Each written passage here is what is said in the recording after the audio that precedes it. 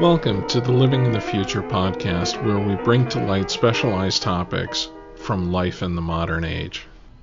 This episode, I'd like to do a short audio essay about why I keep physical media and why I still use it. As people who listen to the first episode of this podcast know, I collect movies on physical media.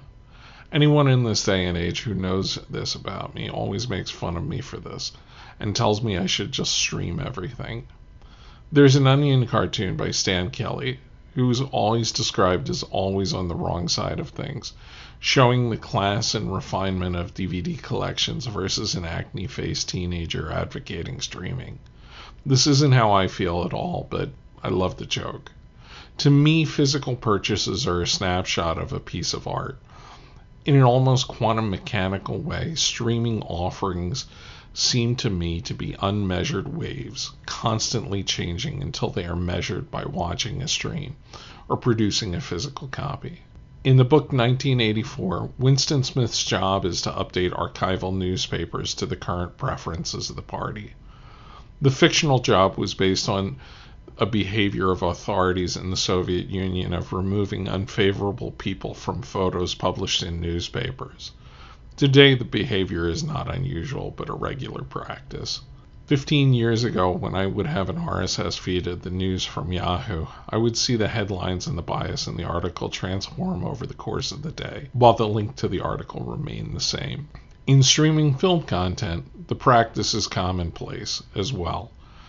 Whether the updating of Stranger Things or Game of Thrones or the erasure that HBO has performed once their merger went through.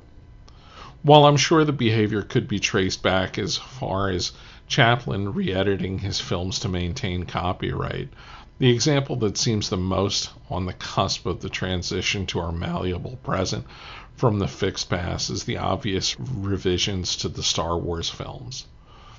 I find it somewhat telling that in order to update the movies to the director's current taste, they had to destroy the original negatives, making it impossible to know the past in pristine quality. There is a common adage from an ancient pre-Socratic philosopher named Heraclitus, who said that you cannot step in the same river twice.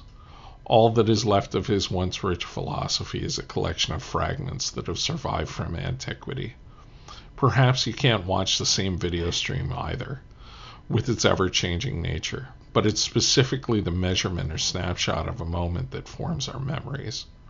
In my audio essay on the movie Vertigo, I spoke about how the impression of the false Madeline in Vertigo is what forms the image of the ideal woman to be pursued in Scotty's mind. These snapshots are forming our ideals, and in our malleable digital world, they may not even be able to be seen the same way again.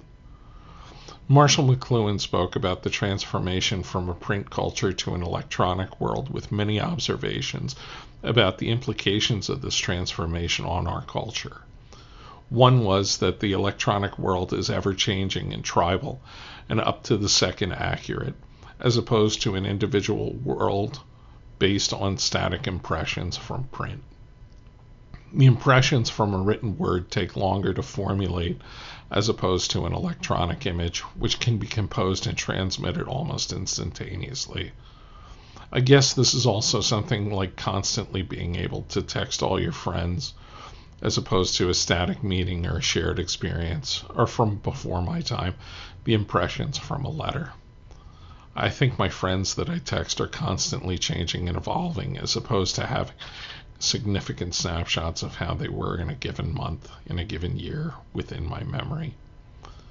To me, the quantum observation of a physical copy of a movie or printing a news article to a file and saving it are fundamental markers and milestones, guideposts telling me where I've been and where I'm going in the stream of life.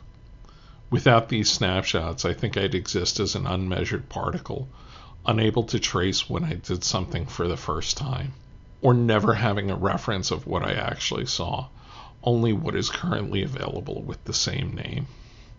While my dreams and goals may change, the path which led me to them is marked clearly so that I can know how far I've gone.